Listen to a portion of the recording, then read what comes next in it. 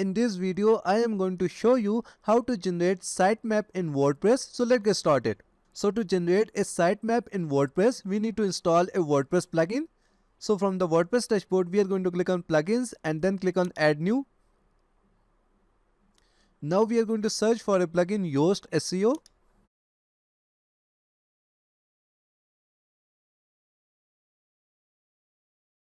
And we are going to install and activate this first plugin. So click on install now. Once the plugin is installed, just click on activate.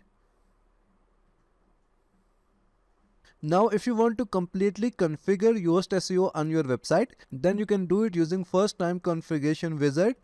But as we need to generate sitemap for our website, so from the left menu, we are going to click on Yoast SEO and then we are going to click on General and then we are going to click on Settings. And from the journal, we are going to select Site Features and after that, we are going to scroll down to the bottom. And here under APIs, we will see XML sitemaps. And if this feature is turned off, we are going to turn it on. And after that, if we want to view the sitemap, we are going to click on view the XML sitemap button. And this will show us the sitemap of our WordPress website. And after that, we can submit this sitemap to the Google Search Console.